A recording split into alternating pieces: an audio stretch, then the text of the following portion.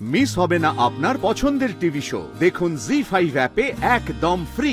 Sir, আপনি আমার গাড়িটা ছেড়ে দিন প্লিজ। দিনের আলোয় রাস্তার মাঝখানে গাড়ি রেখে ট্যাক্সি ধরে চলে যাচ্ছে, লোকজনের মধ্যে বোমাতঙ্ক ছড়াচ্ছে, আর এখানে এসে আমাকে বলছেন গাড়িটা ছেড়ে দিতে। স্যার, আমার ভুল হয়ে গেছে। হ্যাঁ স্যার, ইচ্ছে করে কেউ এমন কেন করবে বলুন? কার মনে কি আছে সেটা কি বাইরে থেকে দেখে বোঝা যায়? আপনি তো নিশ্চয়ই দেখেছেন যে গাড়ির মধ্যে বোম টোম কিছু নেই, তাহলে ছাড়ছেন না কেন? সেই কৈফিয়ত কি আমি আপনাদের দেবো নাকি? শুনুন, আমি কোনোভাবে ওই গাড়ি এখন ছাড়তে পারবো না। গাড়ি এখন সিজ হয়ে গেছে। আচ্ছা বেশ, কি করলে গাড়ি আপনি ছাড়বেন বলুন? যদি কোনো প্রসিডিওর থাকে সেটাই আমরা করব, যত তাড়াতাড়ি সম্ভব। প্রসিডিওর করতে এখন 2 দিন সময় লাগবে, তারপর কোর্টে কেস উঠবে, তারপরে আপনি আপনার গাড়ি ছাড়িয়ে নিতে পারেন। এখন গাড়ি ছাড়ার কোনো চান্সই নেই। বাবা, তুমি প্লিজ ওনাকে বোঝাও না।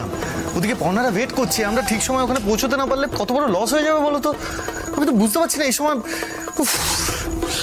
ভুলটা আমারই। সৃজন দা, শান্ত হও, বাবা তো বোঝাচ্ছে। সৃজন, শান্ত হ, শান্ত হ। দেখুন, আপনি নিশ্চয়ই বুঝতে পারছেন আমরা খুব বিপদের মধ্যে আছি, খুবই অসুবিধায় পড়েছি আমরা। দেখুন, আমরা খুব সাধারণ পরিবার, এসব ঝুটঝামেলায় থাকি না। খুব ভালো কথা আপনারা বললেন, আমি শুনলাম, খুব ভালো লাগলো। দেখুন, ওই এক কথাটা বারবার বলতে আমার ভালো লাগে না। আমি এখন কোনোভাবেই গাড়িটা ছাড়তে পারবো না। আচ্ছা আচ্ছা বেশ, আপনাকে গাড়ি ছাড়ার দরকার নেই। গাড়ির ভিতর যে ড্রেসগুলো আছে সেগুলো অন্তত দিয়ে দিন, ব্যাস, তাহলেই হবে। এই শুনুন, আপনারা কি বাংলা কথা বোঝেন না? গাড়ি এখন কোনোভাবেই ছোঁয়া যাবে না। আপনারা এখন আসুন তো। অফিসার, আমি আপনাকে রিকোয়েস্ট করছি, আমি বুঝতে পারছি ভুলটা আমারই। আমি আর এরকম কখনো করবো না, এমনটা হবে না। আপনি যা শাস্তি দেবেন আমি মাথা পেতে নেব। ওই গাড়ির ভেতরে যে ড্রেসগুলো রয়েছে আপনি অন্তত সেগুলো নিতে দিন। দেখুন, না হলে অনেক বড় লস হয়ে যাবে, প্লিজ। লস হয়ে যাবে? আচ্ছা, তা কি লস হবে শুনি? আসলে একটা বড় কম্পিটিশন হচ্ছে, আপনি খবর নিয়ে দেখতে পারেন। আমরা সেখানে পার্টিসিপেট করেছি, সেই জন্য। এই শুনুন, আপনারা তো একই ক্রাইম করেছেন, তার উপর যদি বেশি বাড়াবাড়ি করেন না, সোজা লকআপে ঢুকিয়ে দেবো। এখন জানতো এখান থেকে। আমরা অলরেডি দুটো ব্র্যান্ডের পারফরমেন্স দেখে নিয়েছি, এবার আর শুধু একটা ব্র্যান্ডের পারফরমেন্স দেখা বাকি। এবার আমাদের সামনে আসছে শাড়ির কথা। একটা জোরে হাততালি হয়ে যায়। পর্ণারে আমাদের নাম ডাকছে তো, কি হবে এবার? কি করবে মা তুমি? এত কিছু করে আসল সময় এসে আমরা কিছু করতে পারবো না। তার মধ্যে বাবুর এই খবরটা। আমি শাড়ির কথাকে মঞ্চে আসার জন্য অনুরোধ করছি। পর্ণা, আর একটুও সময় নেই, তুই স্টেজে যা, গিয়ে এক্সট্রা সময় যা।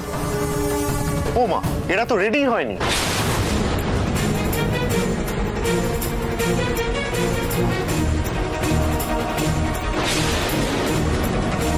নিশ্চয়ই আমাদের কস্টিউম দেখার ওঠার সাহস করছে না।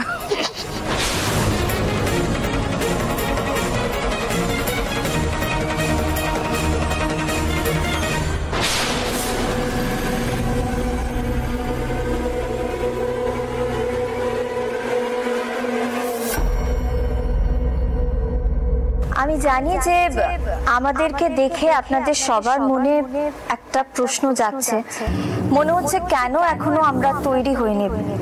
আসলে বিশ্বাস করুন, আমাদের খুব বড় একটা মিস আপ হয়ে গেছে, মানে খুব বড় একটা গন্ডগোলের মধ্যে পড়ে গেছি আমরা। তাই আমি হাত জোর করে আপনাদের সবার কাছে একটাই অনুরোধ করছি, আপনারা যদি দয়া করে আমাদেরকে একটু সময় দেন তো খুব ভালো হয়। অসম্ভব, এদেরকে এক্ষুনি ডিসকোয়ালিফাই করা উচিত। আর ঠিকই, এভাবে হঠাৎ করে তো কেউ ফেভার পেতে পারে না। তুমি তাই। এক মিনিট। আমাদের এই কম্পিটিশনের আয়োজক ল্যান্ডস্কেপ প্রাইভেট লিমিটেড কি বলছে সেটা আমরা একবার শুনে নেব। দেখুন, আমরা কোনোদিন কাউকে এক্সট্রা প্রিভিলেজ দিই না, আজও দেব না।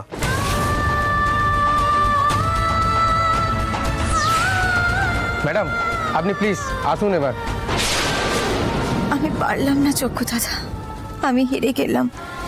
আমাদের এত কষ্ট সবটা মিথ্যে হয়ে গেল। জি5 ডাউনলোড করুন আর সব এপিসোড দেখুন একদম ফ্রি।